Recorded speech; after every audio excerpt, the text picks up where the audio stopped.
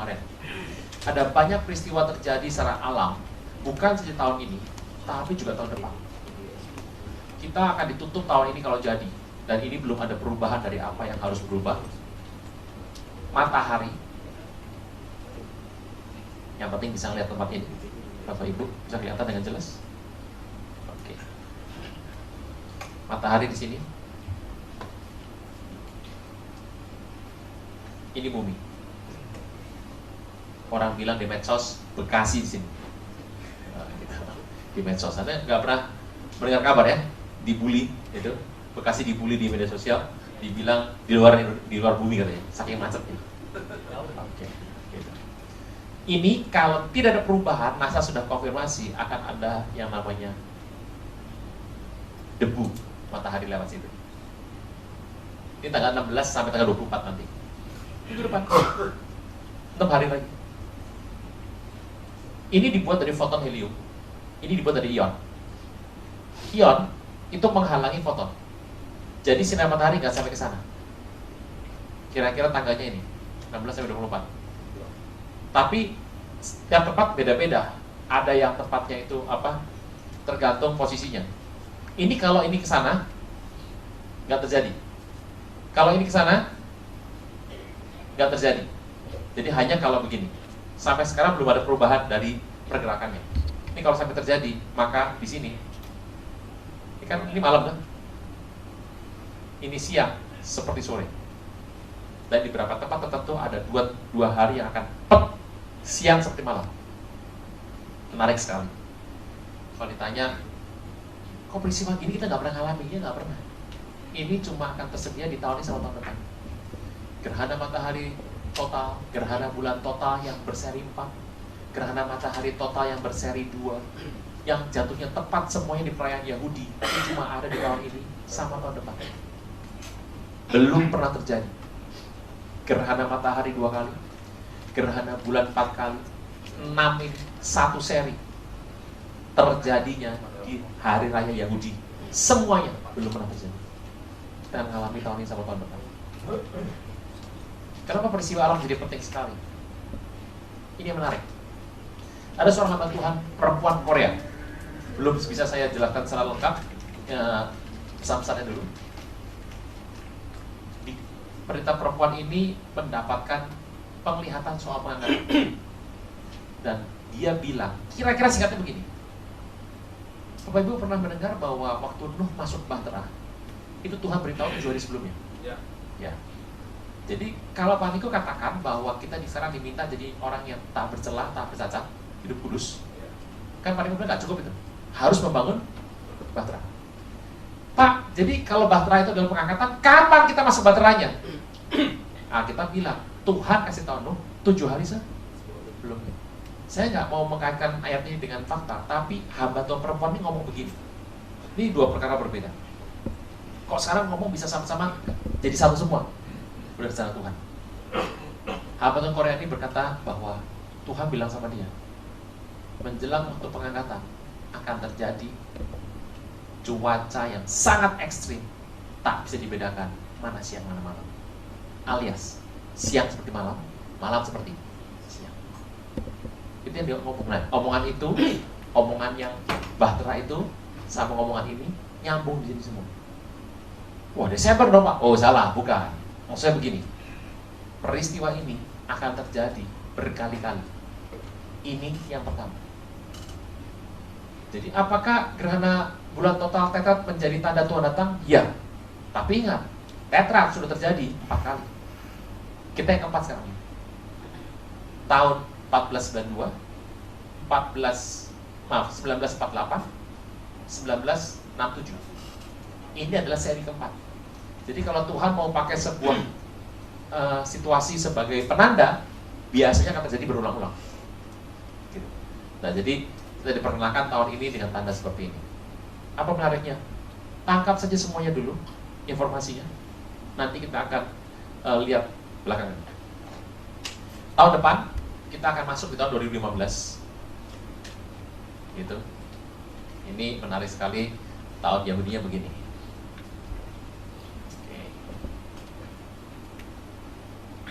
Ini artinya mata.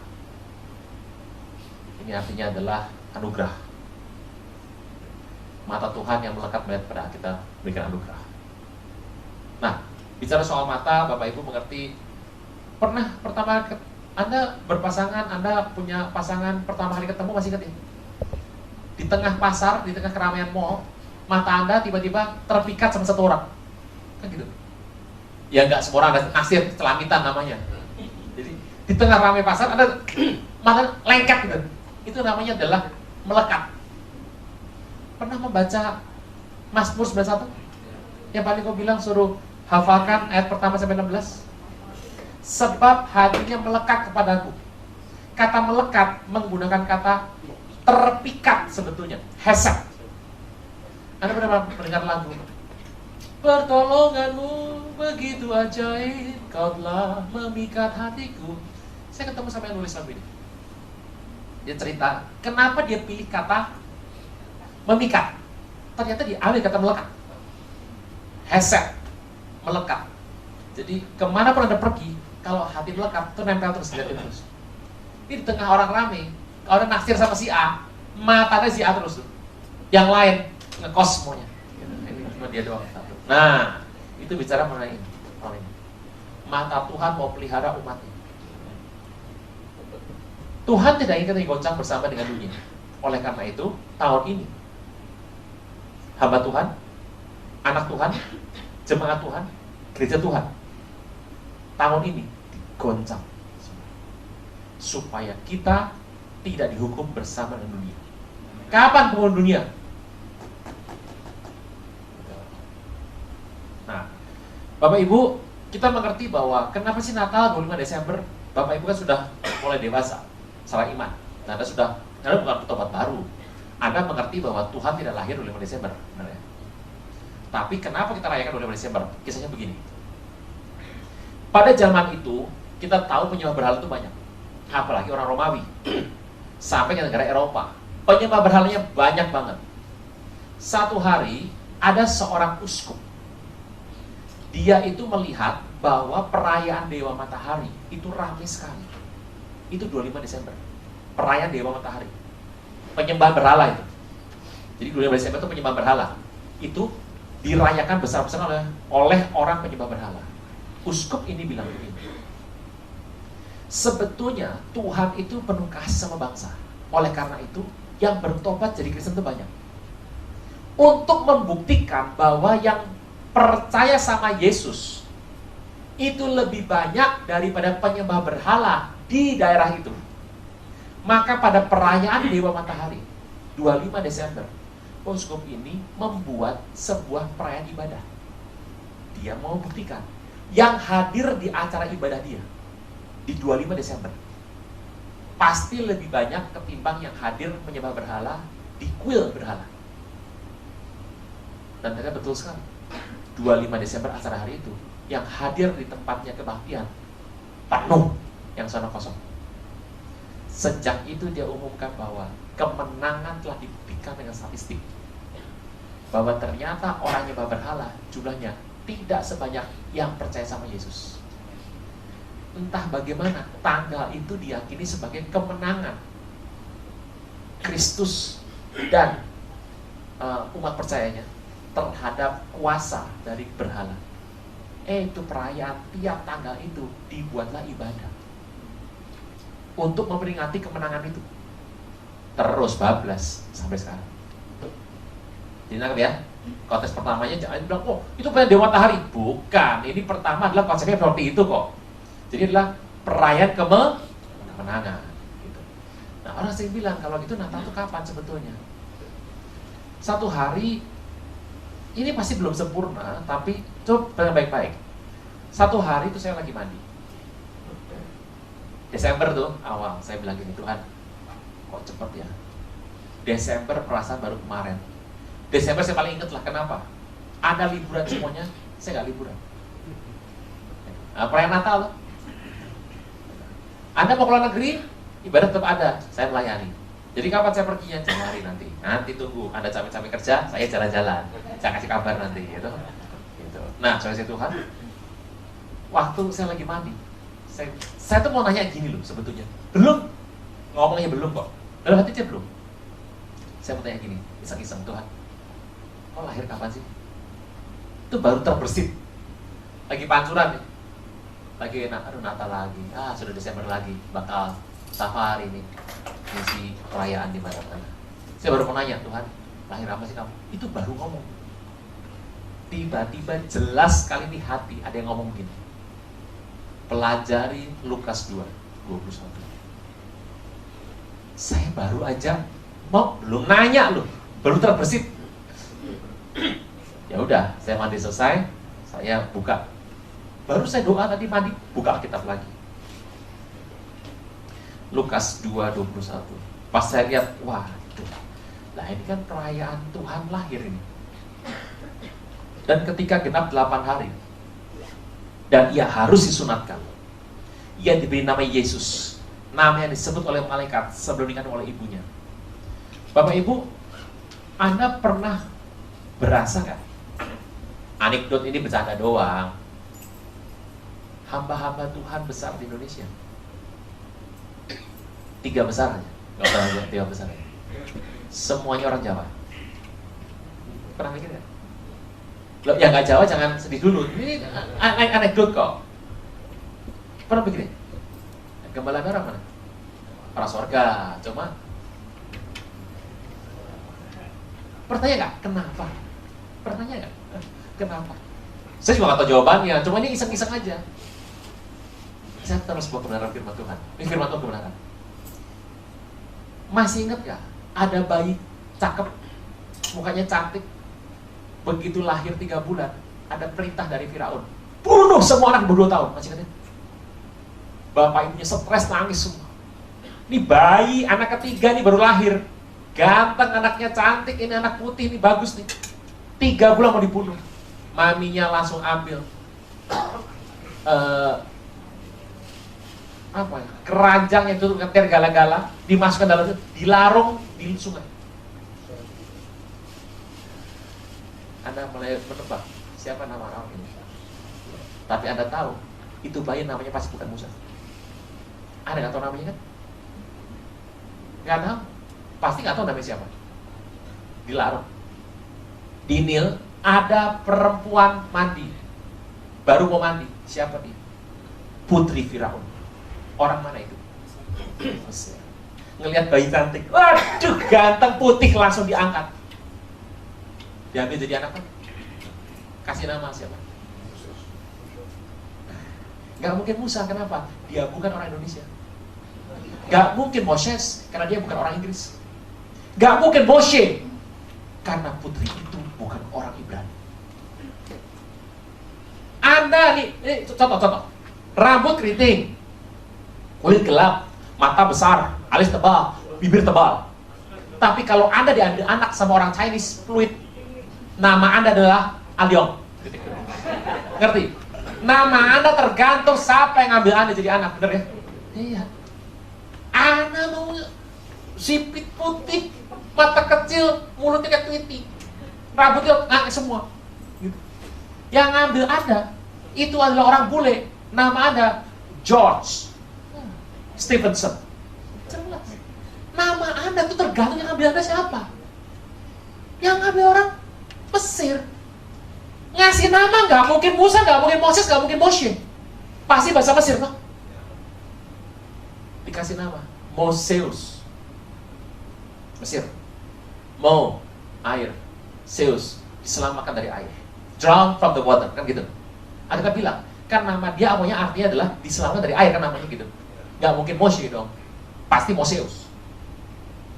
Jadi waktu dia sampai gede, dipanggil siapa? Moseus. Setelah dia besar. Anda harus tahu, orang Israel jajah oleh Mesir berabad-abad. Bahasa orang Israel hari itu kepengaruh bahasa. Anda harus tahu, orang-orang Belanda, Portugis adanya banyak ada di daerah timur. Orang Manado ngomong Belandanya jago. Orang Semarang tempat persyaratan orang Belanda ngomong Belanda jago. Daerah yang dikuasai orang asing lidahnya berubah. Contoh, Anda dulu nyebut yang namanya Minggu itu Ahad. Orang Portugis datang ke Indonesia menyebut hari pertama adalah hari Tuhan. Bahasa Latinnya adalah Domingo. Lah orang Jawa nggak dengar Domingo, Minggo, Minggon, Minggon, Minggon, Minggu. Nah, itu perubahan. Nah, ini laki cantik ini, cakep ini, kelak dia jadi besar, namanya Moseus. Satu hari dia besar, dia ketemu sama Tuhan, ya kan? Bebaskan umatku. Oke. Nanti kalau mereka tanya yang nyuruh siapa, aku bilang apa? Tuh bilang apa? Aku adalah bahasanya. Asher.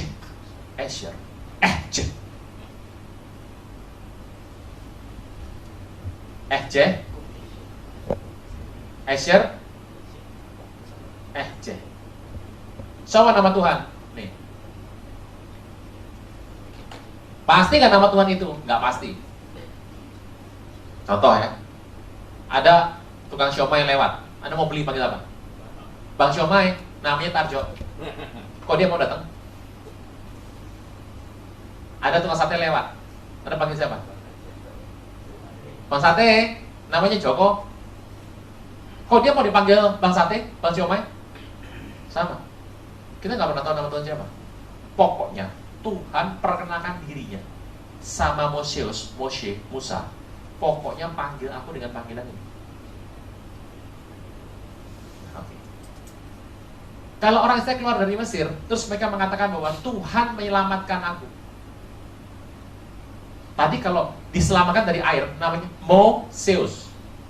Kalau sekarang Tuhan selamatkan keluar dari Mesir, panggilnya apa? Jesus. Bisa menangkap? Dulu saya pernah berpikir nama Yesus dari Jesus. Ternyata bahasa asli pertama di Alkitab, Paleo Hebrew namanya, itu menyebut dengan nama Jesus. Ini apa hubungannya sama orang Jawa? Ini bentar lagi. Orang Jawa ngomong Yesus, gak pernah Yesus. Yesus, Gusti Yesus. Ucapannya mirip sama nama asli Tuhan. Tuhan senang. Diberkatilah orang Jawa. Jadi pendeta gede. Oh iya tuh. Nyebutnya pas kok. Nama saya Aruna. Orang pakai saya Aluna, nggak senang saya. Ya saya datang tapi nggak senang. Ada yang nyebut Arjuna lah, Ronat lah, Baruna, Tarunas. Tapi yang manggilnya persis, saya senang. Sama. Orang Jawa manggilnya Yesus. Tuh, ini paling pas sama namamu. Berkati. Nanti kalau dalam bahasa harus bisa memilah mana bersama mana asli. Terus. Yuk kita lihat yuk kapan Tuhan lahir. 8 hari genap, disunatkan, dikasih nama Yesus. Siapa? Nah, bentar lagi diberkati itu. Nama yang disebut oleh malaikat sebelum dikasih oleh ibunya. Bapak ibu tolong bedakan sama Indonesia. Kita kasih nama anak. Saya ngasih nama anak saya, dapat dari Tuhan. Saya belum ketemu istri saya loh. Orang Indonesia baru dikandung. Laki perempuan, laki udah punya nama. Sudah. Orang Ibrani beda. Lahir dulu, sunat, baru dapat nama. Supaya jelas, laki apa perempuan. Wah, anaknya laki, kasih nama. Wah, namanya George Albert Stevenson. Begitu lahir, banci. Waduh. Hati ya. Kita lihat pertimbangannya. Bapak Ibu, kita buka slide dulu. Bedakan Natal, perayaan sama Natal kelahiran. Saya mau beritahu, 25 Desember itu perayaan Natal.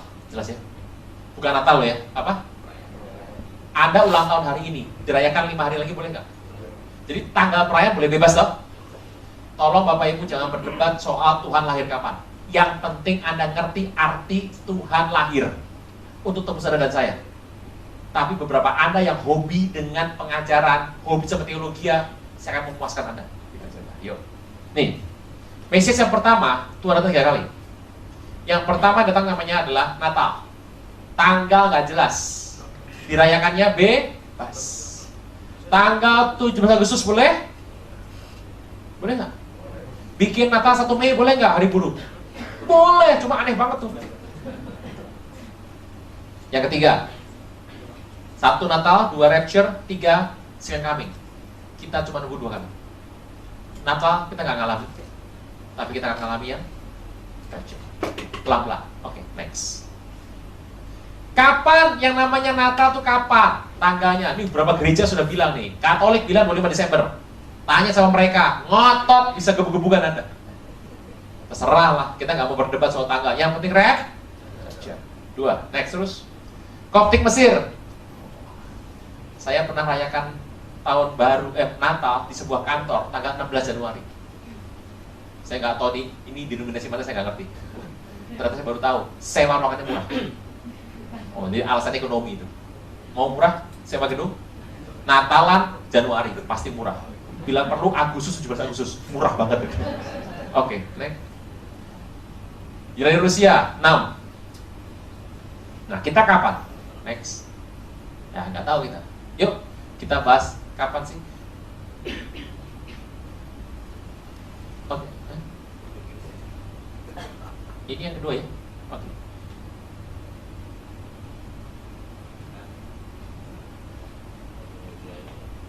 Gangguan? Oh, sini gangguan, sana? Enggak. Oke, kita plot dulu kalender ya. Jadi, Anda tahu bahwa Yesus adalah orang sorga, lahirnya bukan di Jakarta Barat, bukan Kalideres, bukan Toma. Dia lahir di Yahudi, sebagai orang Yahudi lahir di Israel. Dan kita bandingkan sekarang dengan penanggalan masih Indonesia. Pelan-pelan ya. Oke, next. Coba lihat sebentar. Waduh, hilang ya. Ini oke. Oh, itu bisa. Nah, tanggal ini nih sebuah penanggalan Yahudi. Jadi tanggal kita sama Yahudi itu beda 11 hari. Mereka adalah 354 dalam setahun. Kita 365 setahun. Nah, kira-kira begitu. Bulan pertama mereka adalah bulan Nisan, yang paling atas tuh. Jatuhnya sekitar Maret sama April. Itu musim semi. Nggak keluar di ujian sudah. Bulan ke-7-nya bulan Tisri, yang namanya tahun baru. Jadi orang Israel itu tahun baru 2 kali. Yang pertama tanggal 1 bulan Nisan, yang kedua tanggal 1 bulan Tisri. Itu tahun baru spiritual dan tahun baru kalender. Tahun baru Raja, Tisri, tahun baru spiritual adalah Nisan. Beda sama kita. Kalian bisa lihat ya, ketahuan ya, plotnya ya. Jadi kalau bilang, kenapa tahun baru Israel itu tanggal kemarin 24 September Pak? Lah ya, suka-suka mereka. Karena plotnya beda. Di sini, 24 September, Tisri. Bulan ke-7. Sampai sini bisa ya, Bapak Ibu? Oke. Pelan-pelan. Yuk, satu lagi. Masih ingat gak? Tuhan pernah ngomongin di ulangan 16. Dalam setahun, 3 kali setahun, maka semua orang laki-laki harus pergi menghadap Tuhan di baitnya. Dan waktu mereka pergi, mereka tidak boleh dengan tangan yang hampa. Masih ingat ya? Itu ulangan 16 ayat 16. Jadi 3 kali setahun orang Yahudi itu harus pergi. Perayaan apa 3 kali setahun? Yang pertama adalah perayaan Paskah. Jatuhnya adalah 14 bulan Nisan. Selalu 14 bulan Nisan. Besoknya ada perayaan roti tak beragi tanggal 15 Nisan. Mundur satu dulu, mundur satu. Tuh, yang atas tuh. Tanggal 14 Nisan, nanti tanggal 15. Maju lagi satu. Oke. Perayaan tak beragi itu dari tanggal 15, 16, 17, 18, 19, 20, 21. 7 hari. Jadi merahnya cuma 2, liburnya 8 hari. Kalah sama Indonesia. Merah 2, libur sebulan. Tahu kan? Tahu. Kemarin nggak masuk-masuk. Yang kedua adalah perayaan 7 minggu atau Pentakosta. 7 minggu. Minggu itu 7. 7 kali 7, 49. Itu adanya tanggal 6 bulan Sivan. Contoh ya, kemerdekaan Israel jatuhnya di situ. Musa menerima 10 perintah Tuhan, 10 commandments, yang diberikan dalam bentuk 2 Samsung Tab. Masih ingat ya? Stone tablets bahasa Inggrisnya. Stone tablet, tablet batu. Kalau kita zaman sekarang apa? iPad. Tanggalnya sama. Roh Kudus curahkan di lantai atas, tanggalnya itu. Mundur satu, kita lihat lagi. Tuh, bulan Sivan nomor 3 tuh. Mei sama Jun. Makanya Israel merdeka 14 Mei. Nah, itu situ, Sivan. Siwan namanya. Ya, itu bahasanya apa tuh? Sivan, bahasa Siwan apa Siwan? Next. Nah, yang terakhir adalah Pondok Daun. Tanggal 15 mulai sampai tanggal 22. Itu namanya bulannya Tishri. Paskah bicara keselamatan. 7 minggu bicara hidup ada di muka bumi. Pondok Daun bicara pondok, kemah, tabernakel atau Sukot. Itu perayaan dari tempat yang temporer, tempat permanen. Bicara sorga. 3 paling penting. Tiap laki-laki harus hadir. Artinya apa? Kepala rumah tangga harus hadir. Pertama, keselamatan. Kepala rumah tangga sangat bertugas untuk apa? Beritakan keselamatan untuk keluarganya. Nomor 2, kelimpahan. Kepala rumah tangga sangat bertugas untuk membuat keluarganya berlimpah. Makanya kelimpahan rumah tangga itu bergantung urusan Tuhan dengan kepala rumah tangga. Saya percaya pria dapat ini diberkati berlimpah-limpah. Perempuan gak ikut, perempuan menopang. 3, sorga. Laki-laki di Israel bertugas untuk menyiapkan rumah tangganya untuk pergi ke sorga. Bisa sampai sini? Oke. Yuk kita buka Lukas 1. Kita akan mulai cerita Yesus lahir kapan. Udah, matikan dulu. Buka yang tadi aja slide-nya, gak usah yang ini, pakai slide aja. Gak apa-apa. Next. Ini kalendernya nih. Jadi kalau Anda lihat, sudah sampai sini, betul. Ini ada Nisan yang bawah, hujan akhir. Jadi bulan Nisan itu pernah dengar ya? Hujan awal, hujan akhir dicurahkan bersama-sama. Hujan awal jatuhnya di Tishri. Tahun baru itu hujan awal mulai. Anda tahu pasti, mulai bajak sawah toh? Hujan akhir selesainya di Nisan. Anda pasti tahu, ini musim semi ini. Ya dong. Hujan akhir, deresnya bukan main. Nah, bulan Sivan, panen. Hujan berhenti, semi dong? Panen, 2 bulan lagi panen. Tengahnya ada bulan ini. Kenapa saya kasih 3 ini? 3 perayaan paling penting Yahudi adalah yang hitam. Nisan, Sivan, Tishri. Jadi Tuhan sekarang lahir di mana? Kita lihat ya. Nisan,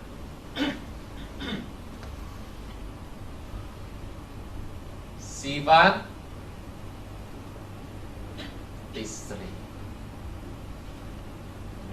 Tanggal 14, tanggal 6, tanggal 15. Yuk. Sampai sini bisa? Jelas? Habis ini ada akan kaget. Next.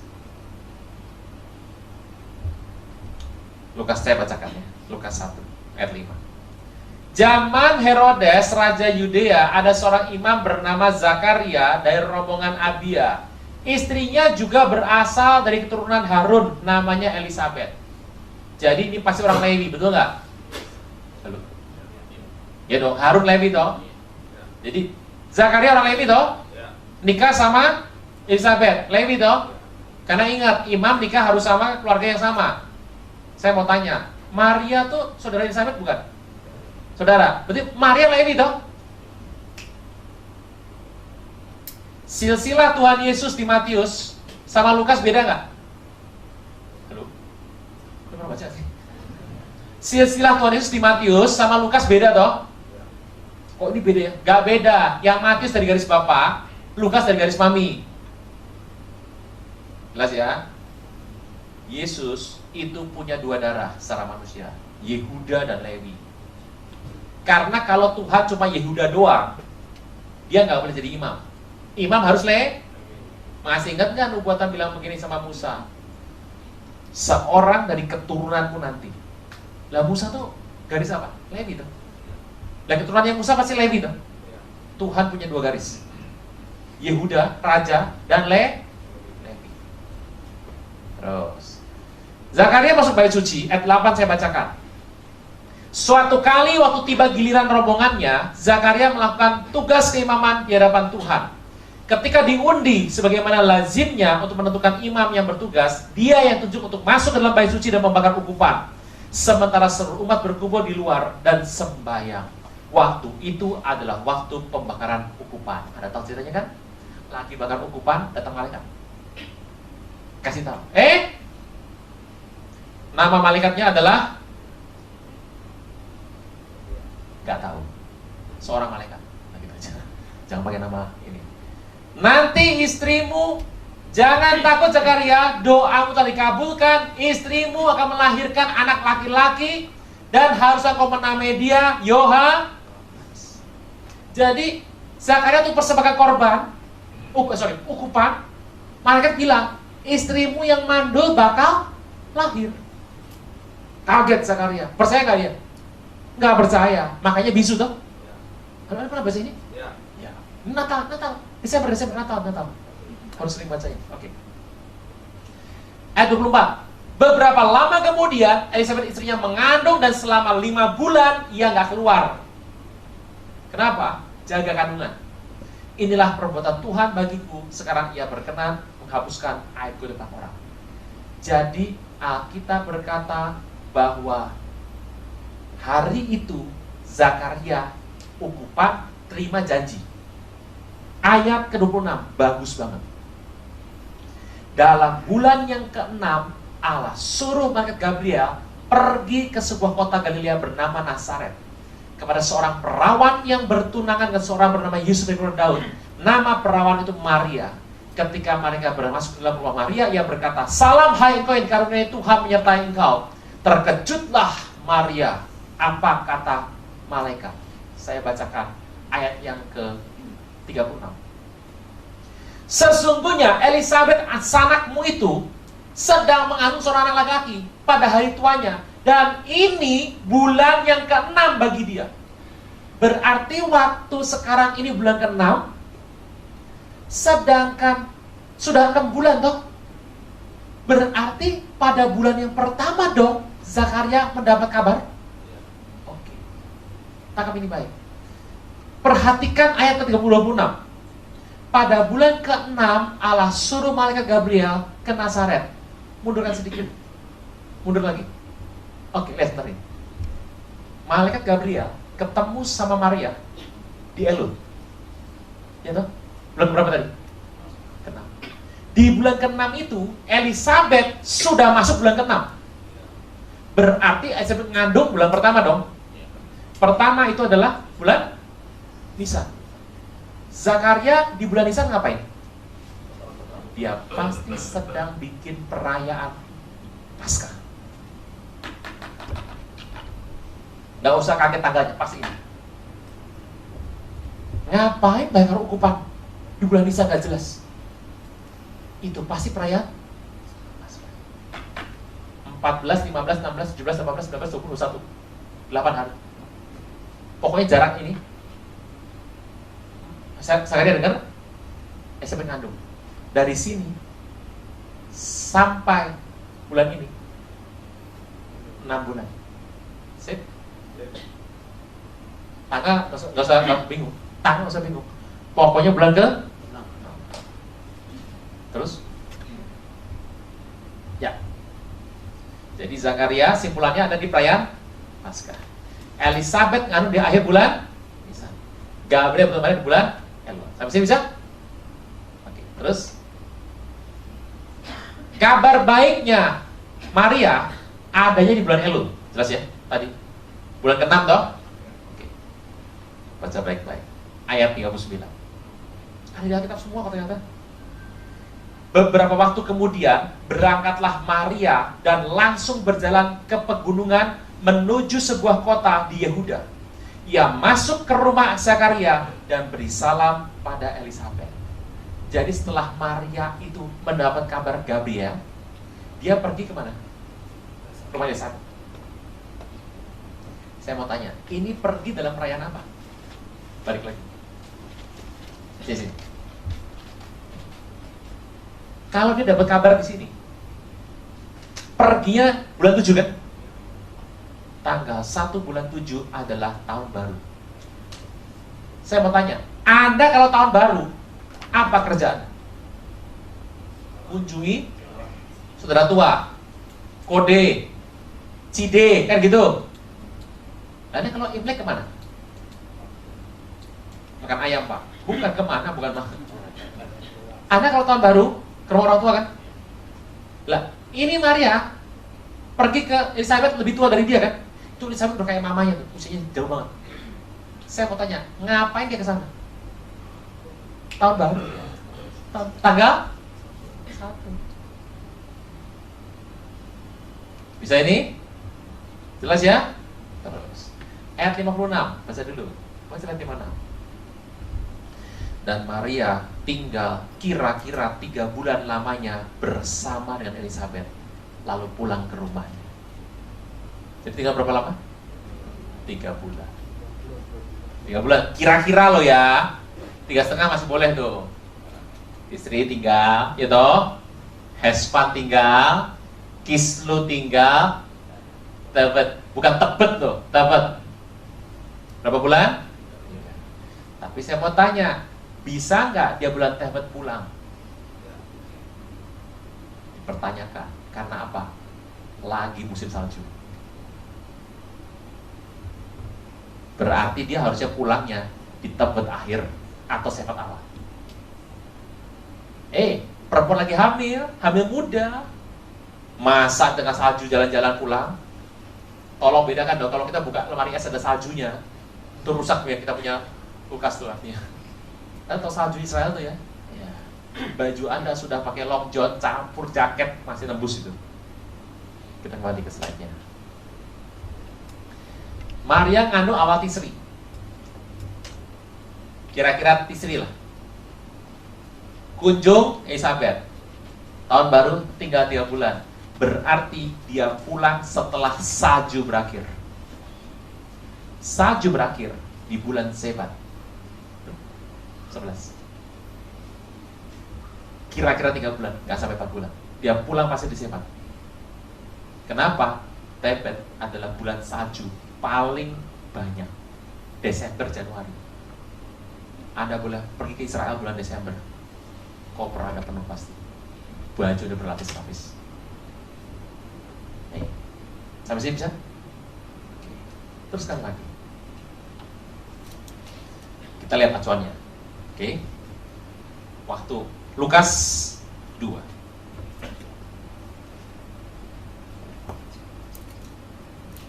Lukas 2. Ayat ke-8. Ayat 6 dulu, saya bacakan ya.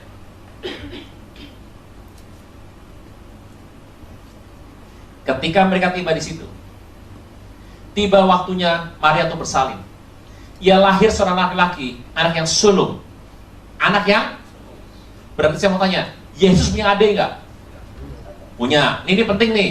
Jangan sampai bilang tidak. Yesus punya adik secara jasmani. Adik lakinya 4, adik perempuannya mungkin juga 4. Baca Matius 13. Yudas penulis kitab dan Yakobus penulis kitab Yakobus. Itu adik Tuhan Yesus dua-duanya. Gitu. Alkitab berkata bahwa Maria tidak bersetubuh dengan Yusuf sampai Yesus dilahirkan. Setelah itu terserah mereka. Kan gitu. Lalu, karena mereka kayak ini berita sesat dari mana ini? Terus, Anda ngerti ini enak, hidup itu enak. Jadi nggak perlu berdebat. Di daerah itu 8 ada gembala-gembala tinggal di padang, jaga kawanan ternak pada waktu malam. Tiba-tiba berdiri seorang malaikat Tuhan dekat mereka dan kemudian bersinar meliputi mereka dan mereka sangat ketakutan. Saya mau tanya, jaga ternak malam-malam, musimnya salju apa bukan? Nggak mungkin salju. Kalau salju mati semua itu. Gembala nggak punya jaket kayak Anda. Gembala profesi paling rendah, miskin itu. Kalau sampai tengah malam nggak salju, hewannya pun mati. Ini waktu Tuhan Yesus lahir, pada malam itu juga gembala lagi di padang. Berarti gembalanya tidak mungkin di musim hujan. Nomor 1. Tepat Mesias? Saya mau tanya, yang disamperin malaikat petani gembala atau gembala doang? Gembala, kemana petani? Dihituin aja, panen. Iya toh. itu kan Anda. Ibadah ke tidur kan gitu. Hilang. Berarti petaninya lagi panen. Dan betul, ternyata kalau Anda lihat, Anda harus cari di bulan berapa panen terjadi, panen anggur, zaitun, kemarau mulai berbuah. Gitu. Cuacanya harus cerah. Balik ke tadi diagram gambar lagi. Kalau Anda lihat gambar ini, yang namanya cuaca cerah, itu adanya adalah 2, 3, 4, 5, 6. Musim kemarau itu. 2, 3, 4, 5, 6. Musim kemarau. Oke. Jadi kemungkinan Tuhan lahir ada di 2, 3, 4, 5, 6. Mungkin nggak Tuhan lahir di sini? Kasih itu. Nggak mungkin. Lahir sini salju. Lagi hujan deras, hujan akhir. Dia tidak lahir di sini. Atau sebelum ini. Mungkin nggak dia lahir di sini? Masih mungkin, karena kemungkinannya adalah ini. Dari bulan 2, 3, 4, 5, 6. 2, 3, 4, 5, 6. Musim kemarau. Tapi baik, bulan itu nggak ada petani. Petani harus sudah kerja terus. Baik lagi tadi. Mesias nggak mungkin lahir di sini. Nah, ini yang menarik. Gembala berkata begini. Gembala bilang gini. Marilah kita pergi ke Bethlehem untuk melihat apa yang terjadi di sana, seperti diberitahukan Tuhan kepada kita. Lalu mereka cepat-cepat berangkat menjumpai Maria dan Yusuf dan bayi itu sedang berbaring dalam palungan. Saya mau tanya, mari kita ke sana. Berarti gembala tidak di Bethlehem, benar? Yesus lahirnya di Tomang, Anda di Tomang, ngapain lari-lari? Ini pasti gembalanya tidak di Bethlehem. Oke, terus next. Oke, bisa ini terus. Acuan ini. Alkitab bilang begini. Kalau seorang perempuan tuh lahirin anak laki-laki, dari dia lahir anak laki-laki sampai disunat berapa hari? 7 hari. Setelah disunat, sesuai firman Tuhan di Imamat, wanita itu harus menyucikan dirinya dari pentahiran darah nifas 33 hari. Tidak boleh ke bait suci. Saya mau tanya, Maria ke bait suci nggak? Pergi tak?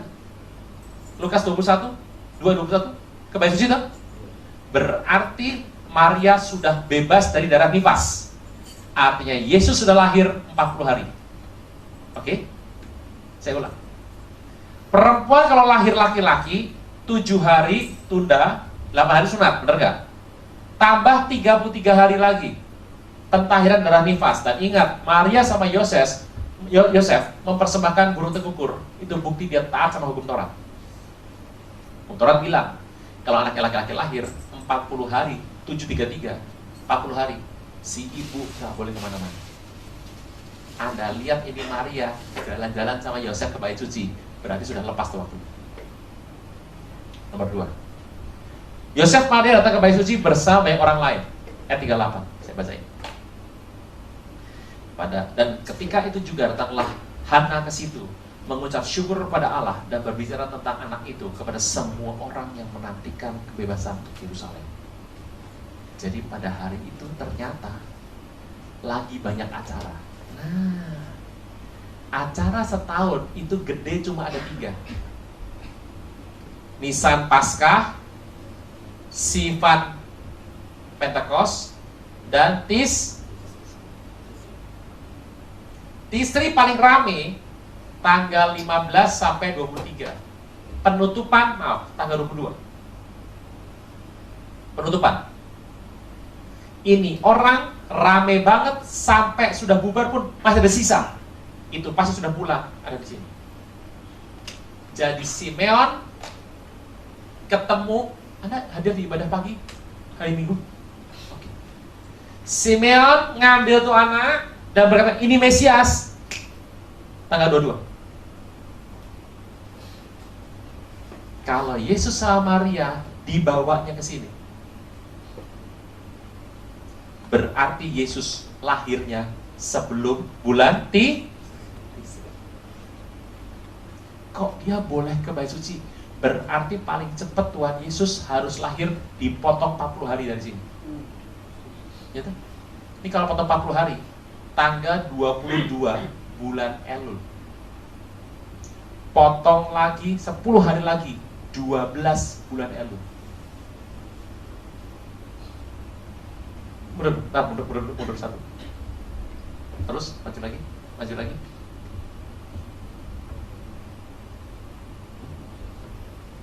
Next. Mesias tidak lahir sebelum Nisan. Mesias tidak mungkin lahir di sini. Kenapa?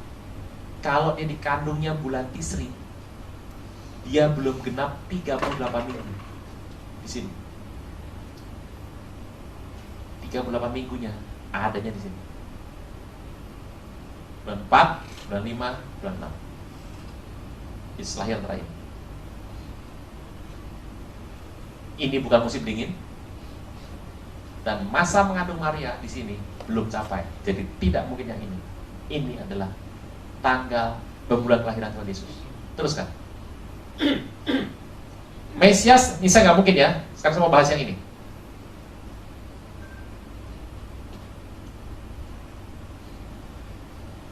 Kalau misalnya lahirnya di sini, antara Nisan sama Sivan, sini, lahir sini. Nih.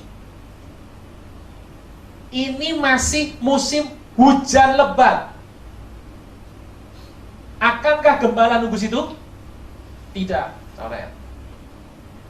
Nomor 2, yang nomor 1 dulu, atas. Kalau masa pentahiran 7+33, kalau lahir di sini,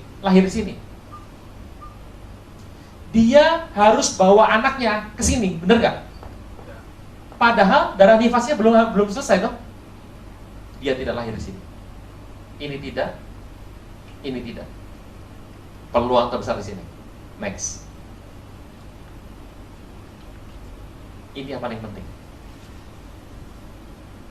Di sini, Maria boleh datang. Ini mundur 40 hari. Jadi kira-kira tanggal 22, 21 potong 10, 11 Elul. Next. Mundur dulu, cari yang gambar mundur. Ada. Mundur satu. Kita lihat ya. Lahirnya ada di sini, pelan-pelan sini. Udah mati semua. Ini ya, ini Maria hamil ya. Hamil sini, hamil. Itu 9 bulan. 1, 2, 3, 4, 5, 6, 7, 8, 9. Oke. Tapi ingat, 9 bulan 10 hari toh. Oke, berarti sini ya. Ya. Jangan lupa tambahin 11 hari lagi. Tambahin 9 hari. Ingat, perbedaan tanggal kita sama tanggal Yahudi. Tanggal lahir.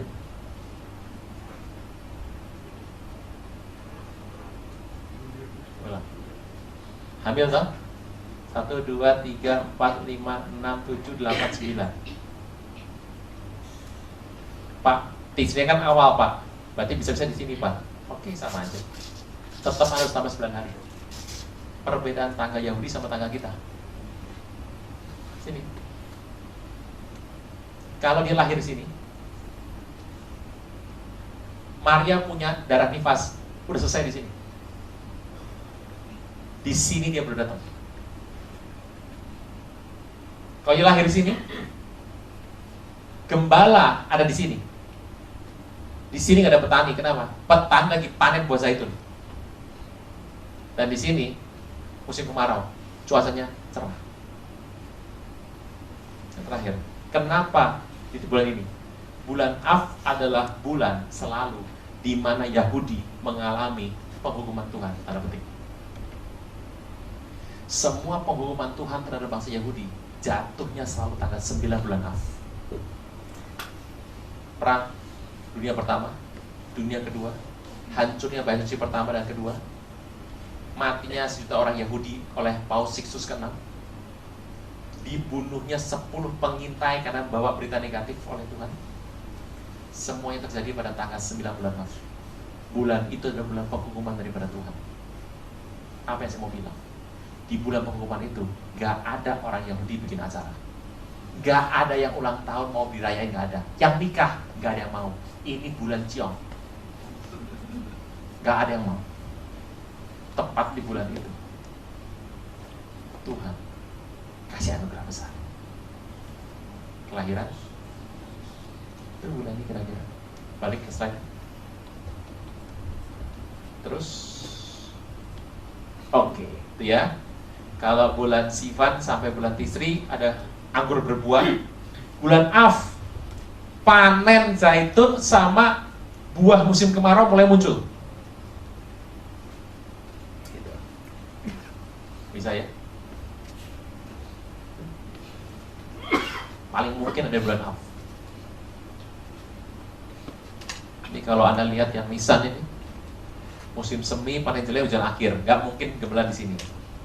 Kalau di sini, lahir di sini, repot. Hujan belum selesai. Semua dibawa kemana gitu, itu bayi. Ada bunter lagi, terakhir. Habis ini, masih ada. Selamat Natal. Mundur lagi, mundur. Oke, ini lihat baik-baik. Av itu kira-kira bulan Juli sama? Siapa yang lahir Juli Agustus? Gak ada hubungannya. Oke, itu kira-kira. Jadi firman sudah jelas di sini diceritain per sesi. Jadi waktu saya lihat ini, aduh, dirayakan 25 Desember boleh? Jangan lupa bawa orang ke GBK. Saya perlu beritahu ya, itu bukan perayaan Natal biasa. Itu adalah Tuhan mau berkati umatnya yang sakit. Demonstrasi kuasa Tuhan. Jadi sekalian ditebengin ke dalam perayaan. Intinya kita nggak mau perayaan, mau apa? KKR. Hari gini KKR, supaya orang tuh ngawal, supaya ngerti. Kalau cuma perayaan, Bapak Ibu, udah banyak kejadian. Kita mau bikin sebuah demonstrasi kuasa Tuhan yang Tuhan mau. Sampai sini dulu untuk yang Natal. Habis saya mau cerita mengenai tahun 2015. Bisa ini? Ngobrol dulu, tanya jawab. Oke.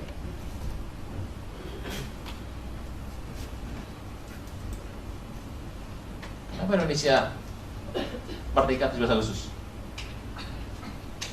Dekat ya? Sama bulan tadi.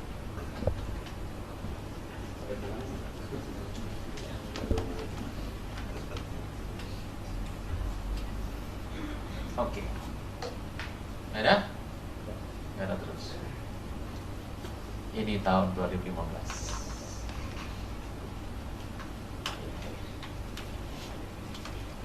Kita akan lihat apa yang akan Tuhan mau sampaikan hari-hari ini. Masih ingat khotbah hari Minggu ibadah kedua? Imamat 25.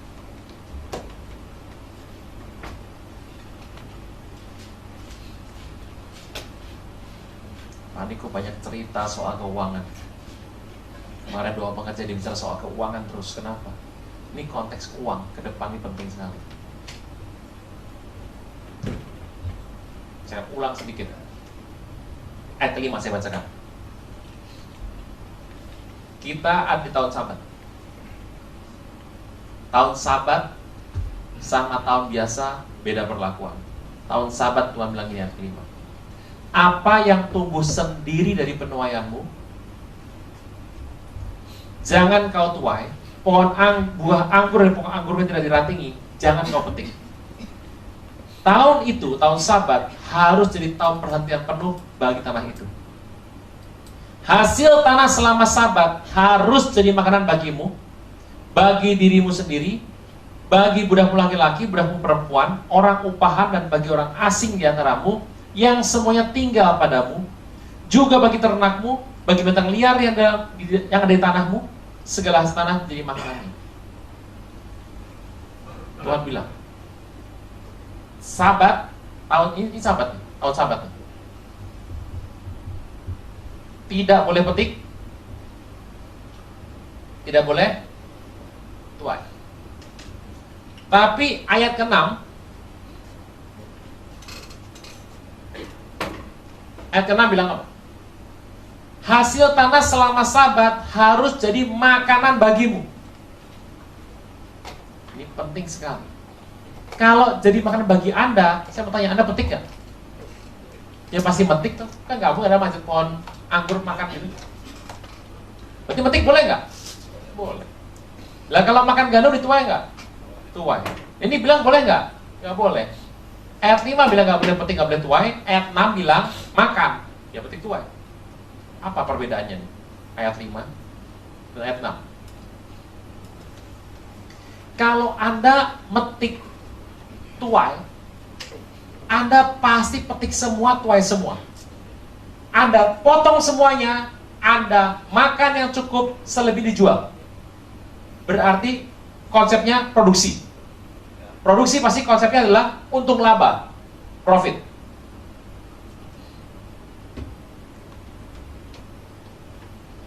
Ayat 6 bilang, Anda makan secukupnya.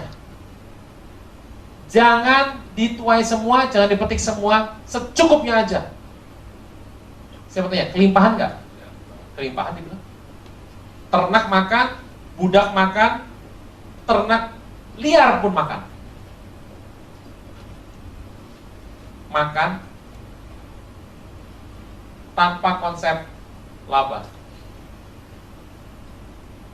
Masuk 2015. Ini yang saya harus ceritakan.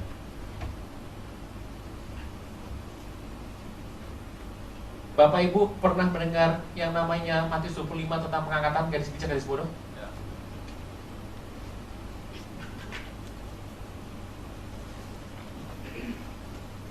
Ini gadis.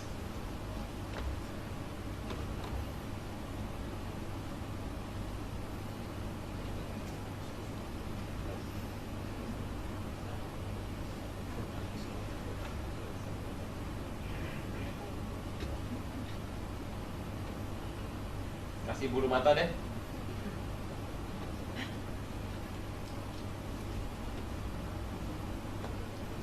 Yang ini bawa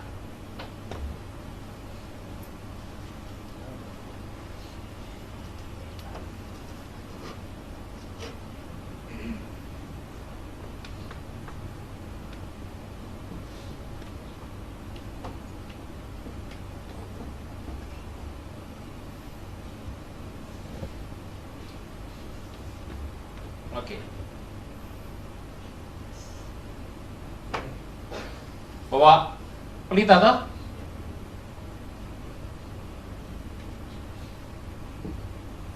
Yang ini bawa pelita juga.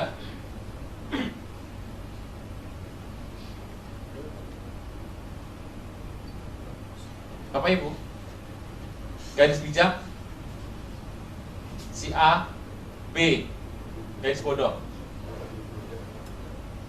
Apa bedanya? Baju putih, persiapan sama, capek sama, ngantuk sama, tidur sama, ngorok sama, ngiler sama. Bawa minyak, bawa. Pelita, bawa. Apa bedanya? Anda bilang bedanya minyak? Bukan. Sama-sama bapak kok. Bedanya cuma ini.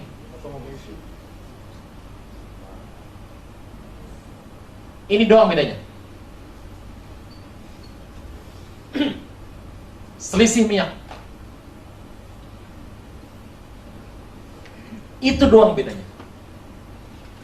Pak, ini nggak menantikan Pak ketiduran. Enggak. Yang rapture itu bukan masalah orang ikut Tuhan, nggak ikut Tuhan. Ya nggak ikut Tuhan, nggak usah peduliin. Ya nggak usah baca firman, nggak usah peduliin. Ini adalah pertarungan antara head to head. Yang ikut Tuhan sungguh-sungguh sama yang ikut Tuhan. Dekat ya? Yang ikut Tuhan sungguh-sungguh sama yang ikut Tuhan kan? Nantikan mau play nggak? Ya. Ini bukan tidur loh ini, nantikan juga loh. Bajunya robek-robek atau baju pesta? Pesta. Rapture bukan masalah orang itu Kristen apa nggak Kristen. Bukan masalah ibadah nggak ibadah. Ini masalah orang sungguh-sungguh sama Tuhan, sama orang yang ikut Tuhan sungguh-sungguh sama ikut Tuhan. Ada yang bilang minyak itu lambangnya adalah kasih. Yang karismatik pasti nggak suka. Pak, Roh Kudus Pak. Yang gereja lama nggak suka dengarnya. Berantem lama-lama. Minyak itu apa? Ada yang bilang pengurapan, ada yang bilang kasih, ada yang bilang macam-macam. Nggak usah peduli dengan itu.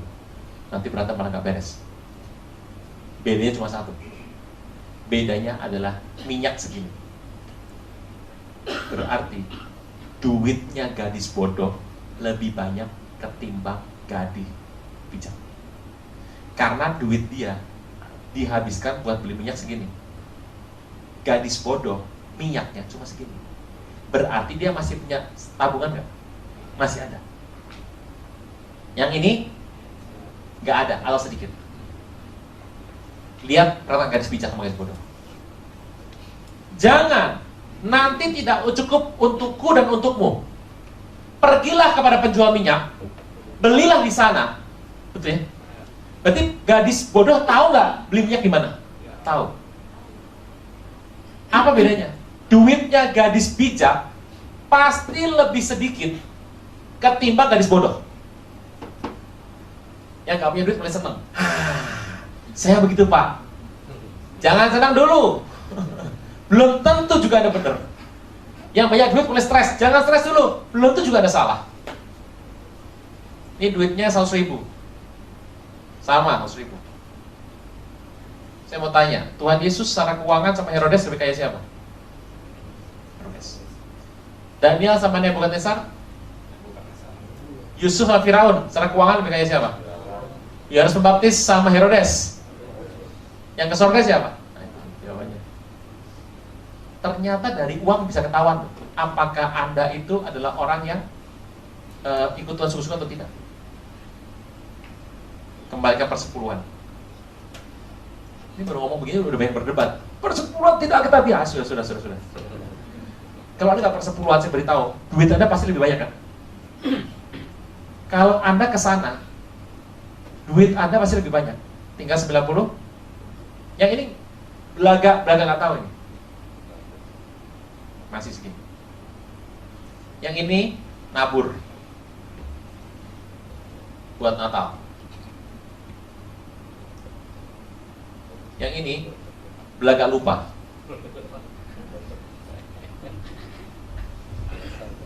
Yang ini kasih persembahan untuk dia kerja lurus. Saya mau tanya, di Indonesia hidup bener mahal apa murah? Lebih murah mana? Ngelawan arus sama ikut arus? Terlalu Pak, motor apa hukum? Kalau hukum, ngelawan hukum jauh lebih murah. Naik motor ngelawan arus murah toh? Kerja, bayar pajak bener.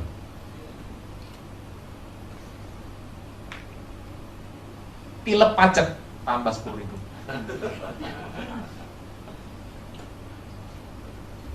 Urus semuanya dengan benar. 15.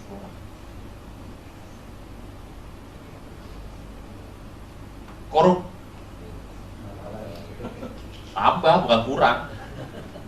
Saya mau tanya, pada akhirnya lebih baik yang mana duitnya? Yang apa yang baik? Bapak Ibu berasa nggak?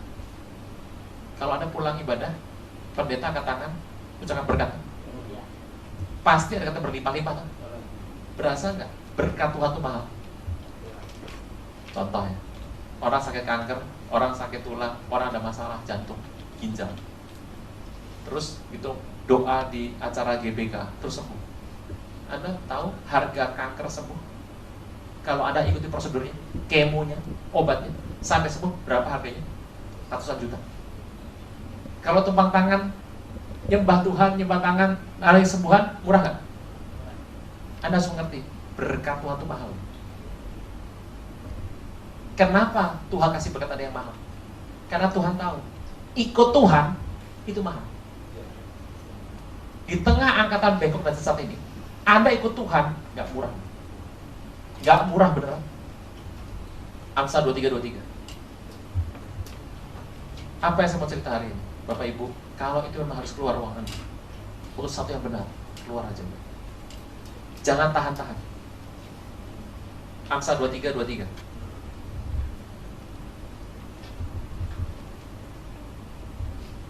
Dua, tiga. Belilah dan jangan. Apa yang harus dibeli lagi? Hikmat, didikan. Ini mahal semua nih. Hikmat tuh mahal, didikan tuh mahal, pengertian bukan pengetahuan loh. Sekolah tuh masih mahal, belum terlalu mahal. Pengertian lebih mahal. Dan empat hal paling mahal di Alkitab. Dari uang ketahuan loh. Anda bakal rapture nggak pakai rapture? Ketahuan. Dan orang dunia susah banget loh ninggalin ini. Makanya betul kok, pengangkatan nggak gampang. Tapi saya berdoa, Anda diangkat semua. Amin.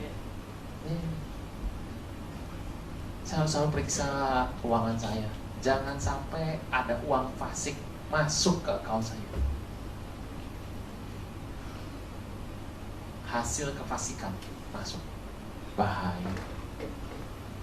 Anda harus keluarkan itu untuk tahun depan. Dunia digoncang secara luar biasa. Orang yang tadinya melakukan kejahatan, tenang-tenang, akan digoncang. Saya berdoa, kita gak ngalami. Ya, pertimbangan garis bijak sama garis bodoh. Berapapun uang Anda, berapapun kekayaan Anda, selama itu halal, nikmati. Anda pendiam sekali langsung lagi mikir-mikir, duitnya itu bener apa nggak, nipu di mana ya, ngelap di mana? Hati-hati. Saya ini hati-hati. Ini soal keuangan. Tadi udah ngomongin berkali-kali soal keuangan. Hati-hati soal keuangan. Karena dengan memburu, yuk kita lihat 1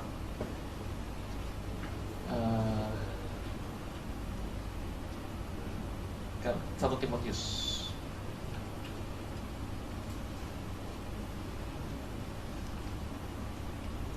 Satu Timotius 6 ayat 10. Karena akar segala kejahatan ialah sebab oleh, ada beda loh, buru sama nyari uang. Buru uang sama cari uang tuh beda. Cari tuh gini, kalau nggak ketemu, besok lanjutkan. Kalau buru, kalau belum dapat nggak berhenti. Dengan segala cara. Nah, kita bilang apa? Beberapa orang telah menyimpang dari iman dan menyiksa dirinya dengan berbagai-bagai. Nah, jadi tolong mengerti mengenai cerita soal keuangan. Cari uang boleh, yang nggak boleh apa? Memburu uang. Dengan apa ciri orang buru uang? 2. Imannya nyimpang, hidupnya penuh duka. 2 ciri orang yang memburu uang. 1, imannya nyimpang. 2, hidupnya penuh duka. Beda loh. Kalau ada saudara kerabat meninggal, Anda berduka, itu oke. Tapi kalau ada duka yang tidak seharusnya Anda terima, itu tidak boleh. Ini ciri orang-orang yang jatuh ke dalam nafsu yang hampa. Tetapi mereka yang ingin kaya, ayat 9, terjatuh dalam pencobaan, ke dalam jerat, ke dalam berbagai-bagai nafsu yang hampa dan mencelakakan, yang menenggelamkan manusia ke dalam keruntuhan dan kebinasaan. Karena memburu. Nah, bagaimana caranya? Saya nggak mau memburu uang, Pak. Apa yang saya harus lakukan? Jangan Anda, jadi gini, saya nggak mau ke kiri, Pak. Paling gampang gini, Anda ke kanan aja. Orang ke kanan nggak mungkin ke kiri. Bagaimana cara menghindari kiri, Pak? Ya ke kanan, kan gitu. Bagaimana caranya menghindari memberuang? S11. Tapi engkau, hai manusia Allah, jauhilah semuanya itu. Kejar apa? Apa yang engkau tidak ingin orang kepadamu, jangan lakukan sama orang lain. 2, ibadah. 3, kesetiaan. Kasih, kesabaran, dan ini kita tahu. Bertandinglah dalam pertandingan iman yang benar dan rebutlah hidup yang kekal. Untuk itulah engkau telah dipanggil, engkau ikrarkan depan banyak saksi. Jadi bertanding itu pakai iman yang sampai sini, Bapak Ibu. Sip. Sudah 1 jam 10 menit saya bicara. Goyang nih kaki. Oke, ada pertanyaan masih Bapak Ibu? Sebelum ceritanya. Sampai dikit. Manggi, Pak. Pak, saya tanya itu kalau gereja mensucikan sumbangan itu kan datangnya dari berbagai manusia, Pak, dari berbagai Orang-orang sumber, ya sumbernya. Kadang-kadang kita nggak tahu uang itu dari mana asalnya gitu, Pak. Sedangkan gereja sendiri mensucikannya, mentahirkan itu dengan cara apa, Pak? Gampang, Pak, persepuluhan. Persepuluhan kan itu untuk gereja, Pak. Dan gereja perpuluhan lagi gitu, Pak. Ke atas aja. Jadi menguduskan uang itu gampang. Alkitab berkata, engkau dapat menguduskan emas. Kita gampang menguduskannya. Bawa ke rumah Tuhan. Di rumah Tuhan ini prinsip kita loh ya. Beda-beda loh ya. Jadi beda antara tiap denominasi. Kalau kita gampang, ini cabang kasih ke rayon, rayon kasih ke pusat, pusat kasih ke induk, diputar. Sebetulnya kasih ke rumah Tuhan. Kenapa? Di rumah Tuhan itu apa fungsinya? Tuhan bilang begini, bawalah persembahan persepuluhan ke rumahku, kata Tuhan. Supaya apa? Ada makanan di situ.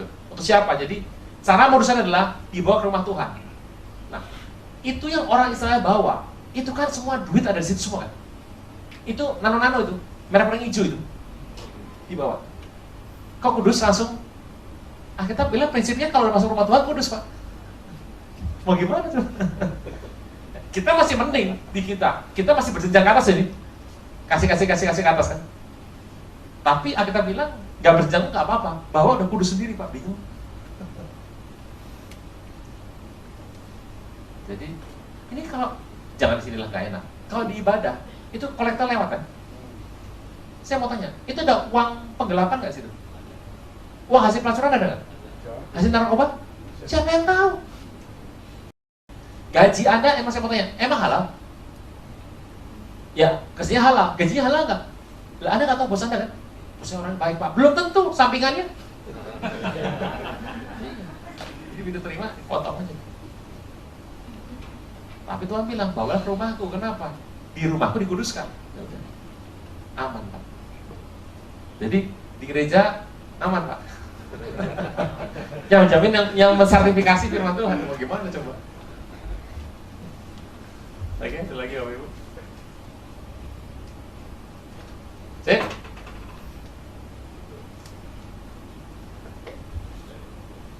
Jadi Tuhan lahir hari bulan 3 Agustus. Rayakannya Desember boleh? Boleh banget. Ada yang mau coba rayakannya Juli Agustus? Di rumah aja udah. Nggak nambah apa-apa. Anda bikin rame-rame di rumah. Apa ini kata? Dibilang aneh juga iya. Nggak nambah apa-apa gitu. Pemahaman begini itu ada memuaskan sebuah keingintahuan, tapi nggak menambah apapun ini. Sampai sini bisa? Ibu?